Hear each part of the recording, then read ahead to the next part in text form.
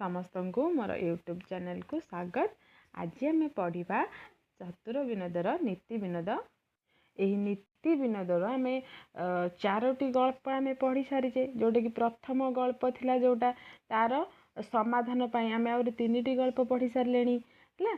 पुणी एबे आउ गोटे गल्प पढ़ा जोटा कि हूँ एटा हूँ शेष गल्प। ये आम प्रथम गल्पर समाधान पाइबा सबू गल्पर जितक आम पढ़ले 4टा गल्प तार समाधान आम यही गोटे गल्पर आम पाइबा है। जो मैंने आगुरु देखी ना से 4टी वीडियो बा 4टी गल्प देखी ना प्रथमे से 4टी गल्प देखीदे आसबे, तापर यही गल्पटी आपण मैंने बुझीपर भल भी लगे ना। तो से 4टी गल्प में शेष गल्पटी कौन पढ़ी जोटा कि किए कही ना चित्रगंठिका सारी कही है। सेठी आमर 3 जण बंधु थिले जे कि राजा पुओ, तांको ना हेउची रसिकमाली आउ मंत्री पुओ ना होची नेत्रमंडन आउ आमर आउ के रहिले हेमगौर, साधव पुओ ना होची हेमगौर आउ जणे कन्या थिले जे कि होचन चित्रांगी कन्या। से 3 जनक भितरु ए चित्रांगी कन्या को किए विवाह हेबे एठी आमर सेठी आमर गपटी सरीथिला है। पुणी से कहछन देख चित्रघंटिका सारिका कौन कहले ना ए रूपे ध्यानानंद गोसाई आज्ञा करिबारु चित्रघंटिका सारी कही बोइला, आहे गोसाई माने ए कन्या किए विवाह हेबो एहा विचार करिबा हेउ। चित्रघंटिका सारी ठारू एमंत शुणी ब्राह्मण माने ए न्याय अनुमान करि बसंते पुणी बिंबष्ट शुक कहिछि, आहे गोसाई माने 4 वेद 6 शास्त्र 9 व्याकरण 8 पुराण काव्य नाटक अलंकार कौतुक शिल्पी संगीत ज्योतिष पाठतत्व वैद्य विद्या दैव विद्या शास्त्र विद्या कर्म धर्म कर्म विचारणा इत्यादि नाना प्रकार पाठ साठरे तो आपण माने निपुण। मु एक कथाए कहूची ए न्याय अनुमान करी कहिबा हेबो हैला। पुणी किए कहते ना चित्रघंटिका सारी कथा शुणी सारे पुणी बिंबष्ट शुक कहते है। आ गोटे गल्प कहते यहाँ हूँ शेष गल्प। ये आम सब गल्पर समाधान पाइबा। भिडटी शेष पर्यटन देखिए, जदि बड़ लगुव ताले स्पीड करके देखिए। देखो से जे गंधर्व कूल नामे एक गोपाल जड़े थिला है। ताहा भारीजा नाम विनोदिनी है। गंधर्व कूल नाम गोटे गोपाल थिला है। ता नाम तांको भारीजा नाम कौन, पत्नी को नाम हूँ विनोदिनी है। विनोदिनी आउ गंधर्व कूल किंबा बिंबा बोली ताहार पुत्र गोटे थाए है। बिंबा तांको पुत्र गोटे अच्छी ना हूँ बिंबा। बिंबा बोली तांकर गोटे पुत्र थिला। एमंते से गंधर्व कूल बहुत दूर रे चाकिरी करि थाए। 6 मास बरसके थरे घर को आसी पुत्र भारीजा दुही की देखी अन्न वस्त्र को खर्च देई पुणी विदेश को जाए।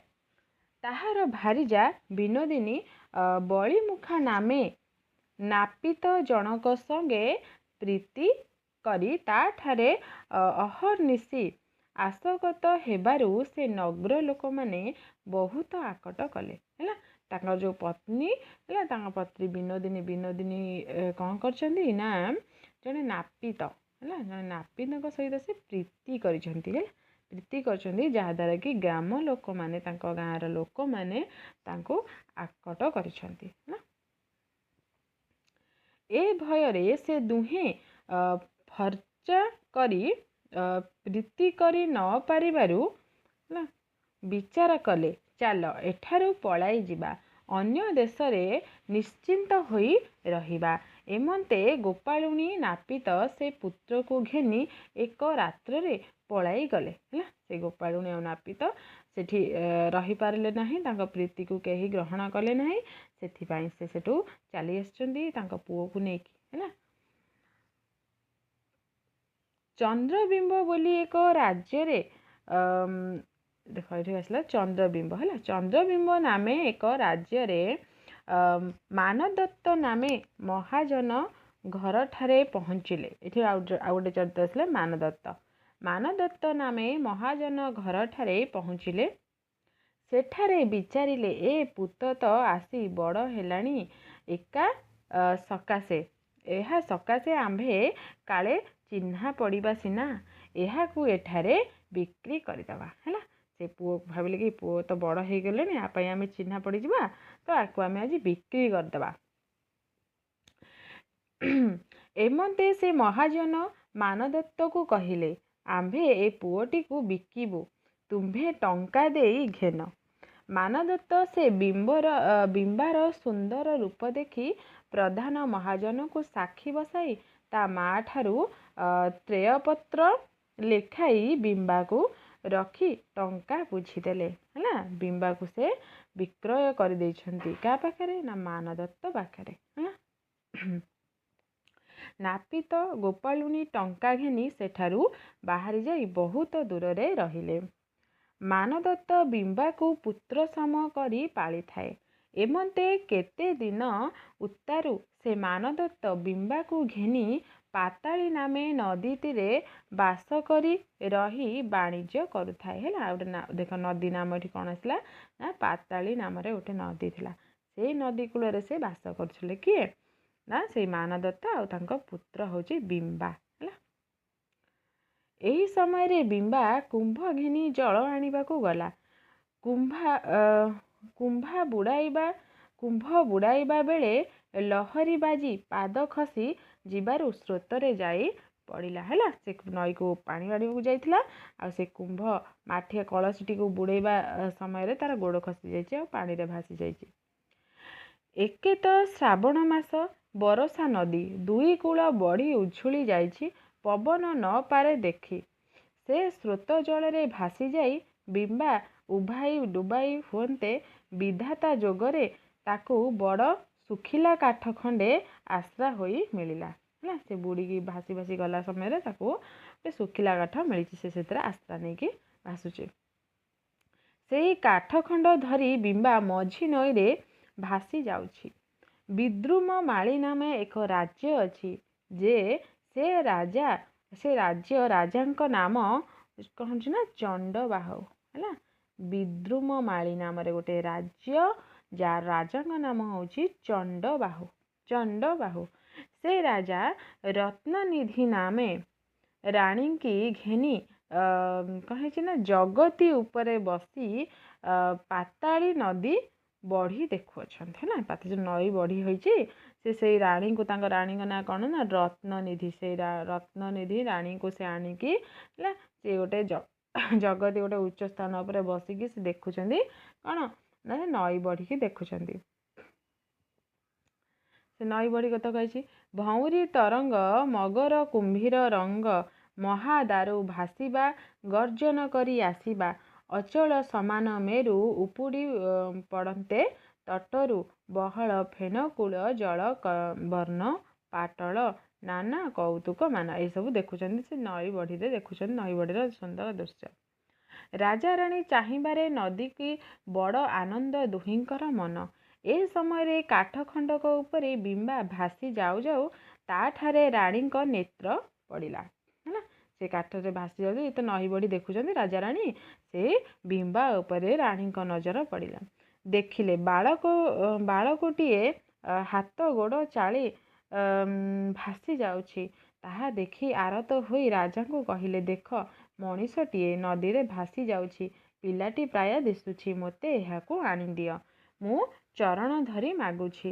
ଏମନ୍ତ କହି ରାଜାଙ୍କ ପାଦ ଧରନ୍ତେ ଆପଣେ ରାଜା ବାହାରକୁ ଆସି ଲୋକ ଡକାଇ ନାଉରୀମାନଙ୍କୁ ଅଣାଇ ପଠାଇଲେ। ହେଲା, ରାଜା ନାଉରୀମାନଙ୍କୁ ସବୁ ପଠାଇଲେ ସେ ପିଲାଟିକୁ ଆଣିବା ପାଇଁ।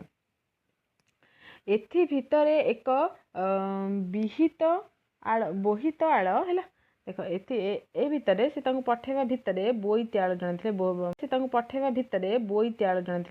ବୋଇତାଳ ମାନେ ବୋଇତ ଚଲାନ୍ତି ସେଇ ନଦୀରେ। ସାଧବ ସେ ନଦୀ କୂଳେ ବୋଇତାଳ ସାଧବ। ହେଲା, ସେ କ'ଣ କରିଛି ନା ନଦୀ କୂଳରେ ବୋଇତ ଖଟାଇ ରଖିଥିଲା। ତା ଦୃଷ୍ଟି ବିମ୍ବଠାରେ ପଡ଼ନ୍ତେ ମକର ଛେଦନ ନାମେ ନାଉରିକି କହିଲା ପିଲାଟିଏ ଭାସି ଯାଉଛି ହେଲା। ସେ ନାଉରୀ ଜଣେ ଥିଲେ ସେଠି, ତା ନାଁ ହେଉଛି ମଦନ ମକର ଛେଦନ ହେଲା। ମକର ଛେଦନ ତାକୁ ସେ ନାଉରୀକୁ ଟିକୁ ସେ ଯେଉଁ ବୋଇତ ଯେ ସାଧବ ସେ କହିଲା ପିଲାଟି ଭାସି ଯାଉଛି, ତୁ ନା ପକାଇ ତାକୁ ଆଣି ମୋତେ ଦିଏ ହେଲା। ମକର ଛେଦନ କହିଲା କି ତୁ ତାକୁ ମକର ଛେଦନକୁ ସେ କହିଛନ୍ତି କି ସାଧବ ତୁ ତାକୁ ଆଣିକି ମୋତେ ଦିଏ ବୋଲିକି, ମୁଁ ତୋତେ 100 ଟଙ୍କା ଦେବି ହେଲା। ତୁ ମୋତେ ଯଦି ସେ ପିଲାଟିକୁ ଆଣିଦେବୁ ମୁଁ ତୋତେ 100 ଟଙ୍କା ଦେବି। ଏହା ଶୁଣି ସେ ନାଉରୀ ବହୁତ କଷ୍ଟରେ ସେ ପିଲାକୁ ଧରି ଆଣି ବୋଇତିଆଳ ସାଧବକୁ ଦିଅନ୍ତେ, ସାଧବ ସେ ପିଲାକୁ ରଖି ନାଉରୀକି 100 ଟଙ୍କା ଗଣିଦେଲା।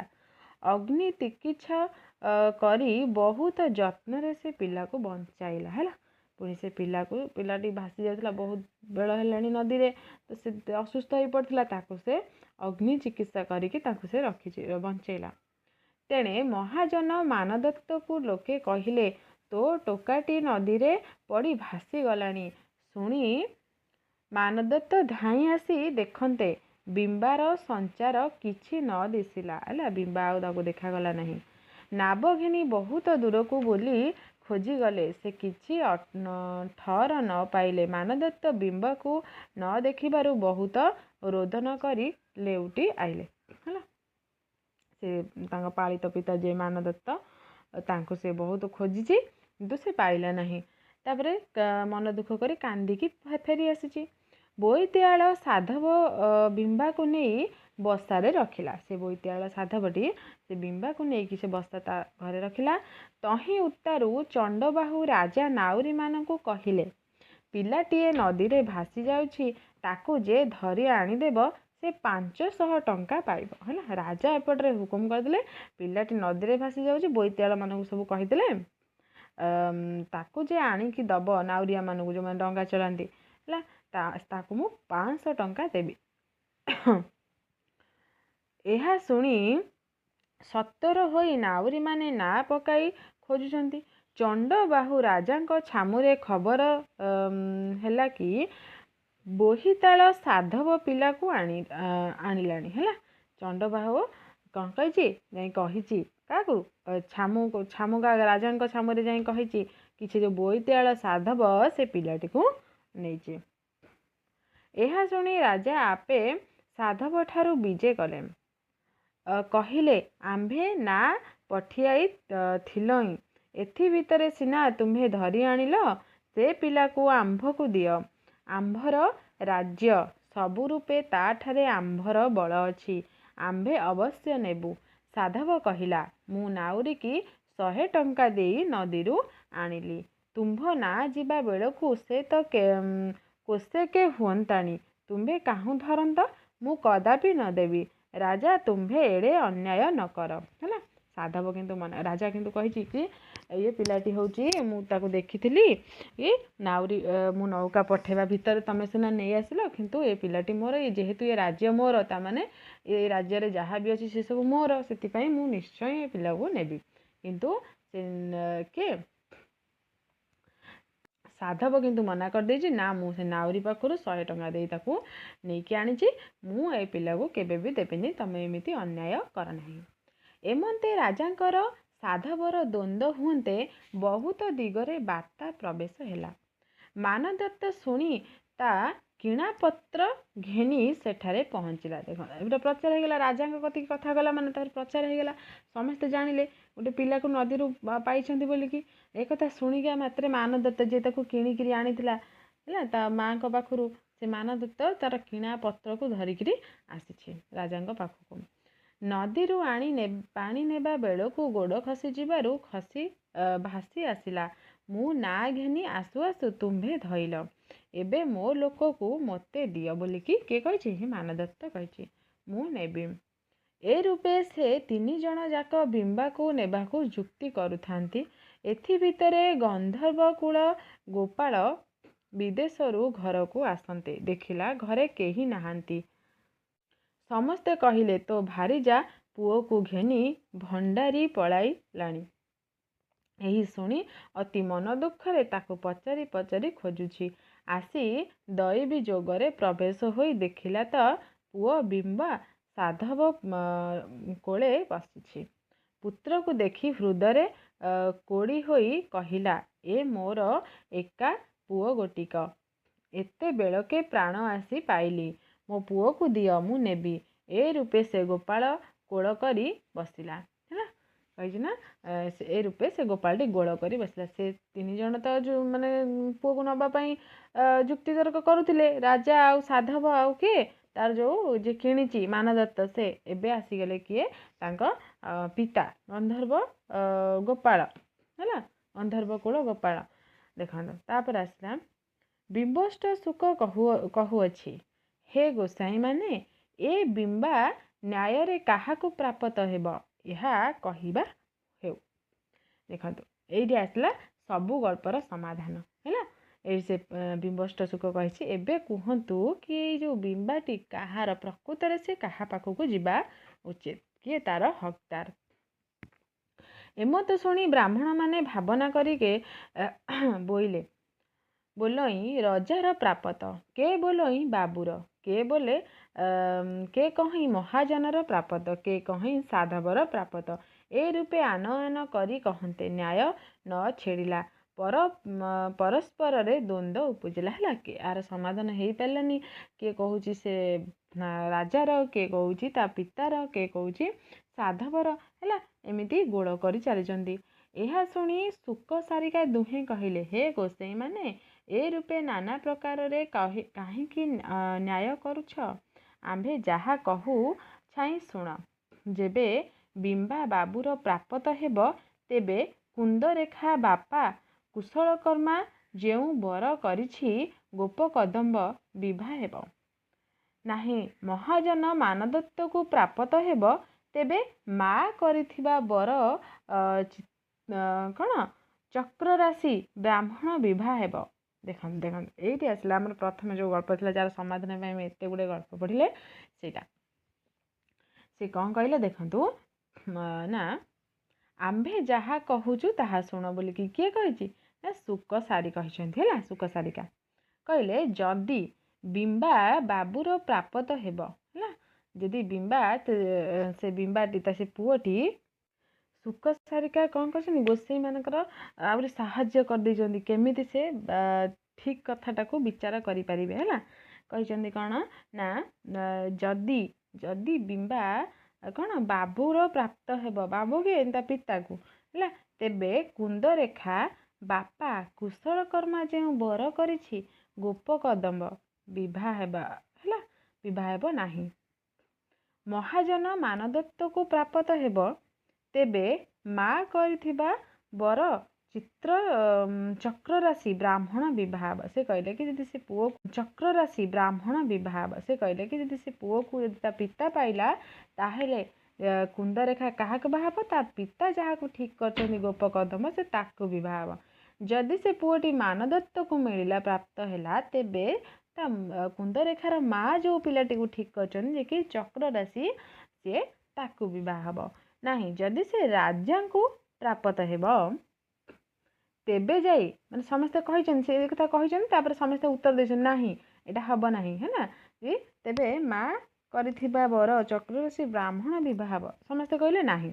ତାପରେ କ'ଣ ହେଲା ନା, ରାଜାଙ୍କୁ ପ୍ରାପତ ହେବ, ତେବେ ଯେଉଁ ରାଜାଙ୍କୁ କହ, ସେ ଯାହାକୁ ଦେବେ ସେ ବିବାହ ହେବ ନାହିଁ, ବିବାହ ହେବ। ହେଲା, ସେ କହିଲେ ଯଦି ସେ ରାଜାଙ୍କୁ ପ୍ରାପ୍ତ ହେଲା, କିଏ, ସେ ପୁଅଟି, ତେବେ ଯାଇ ରାଜାଙ୍କୁ କହ, ସେ ଯାହାକୁ ଦେବେ ସେ ବିବାହ ହେବ। ସମସ୍ତେ ଉତ୍ତର ଦେଲେ ନାହିଁ। ତାପରେ କ'ଣ ହେଲା, ବୋଇତିହାଳ ସାଧବକୁ ପ୍ରାପତ ହେବ, ତେବେ ପୁଣ୍ଡରିକ ପଣ୍ଡା ବିବାହ ହେବ। ତାପରେ କହିଲେ ଯଦି ବୋଇତିହାଳ ସାଧବ ଯେ ପୁଅଟିକୁ ପ୍ରକୃତରେ ଆଣିଛି, ସେ ନଈରୁ ଉଠେଇକି ଆଣିଛି, ହେଲା, ସେ କାହାକୁ ମକର ଚେଦନକୁ କହିଥିଲା ନା 100 ଟଙ୍କା ଦେବି ଆଣିବୁ ବୋଲିକି, ସେ ସେଥିପାଇଁ ନେଇକି ଆସିଲା।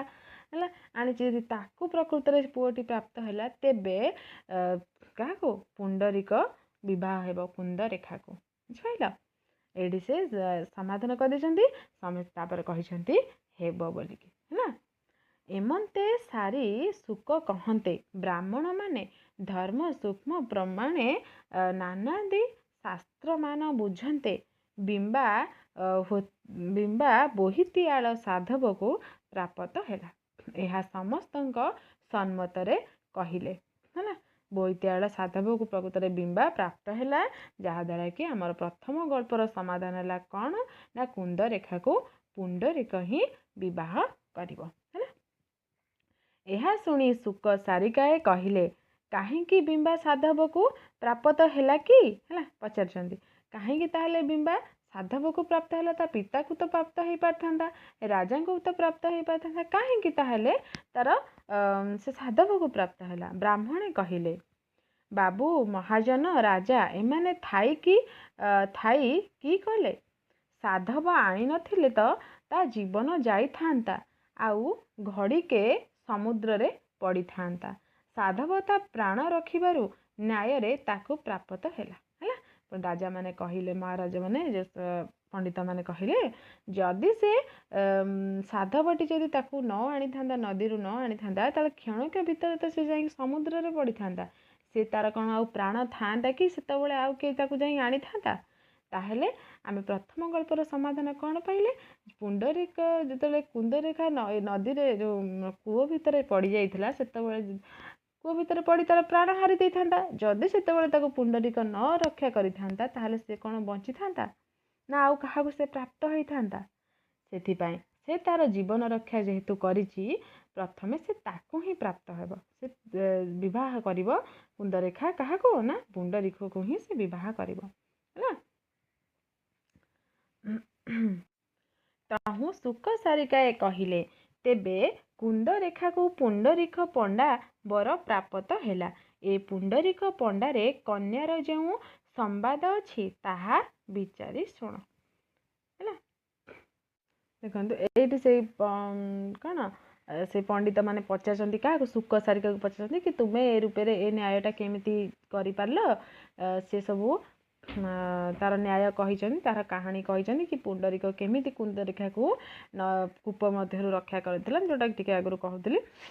ସେଇ ସବୁ କଥା ଶୁଣି ସାରିଲା ପରେ ପଣ୍ଡିତମାନେ ମଧ୍ୟ କହିଛନ୍ତି ହେଲା, ପ୍ରକୃତରେ ଏଇ ନ୍ୟାୟଟା ହିଁ ଉଚିତ ବୋଲିକି ପୁଣ୍ଡରୀକ କୁନ୍ଦରୀକକୁ ବିବାହ କରିବା ଉଚିତ, ଆଉ ବିମ୍ବା ପ୍ରକୃତରେ ସାଧବକୁ ମିଳିବା ଉଚିତ ହେଲା।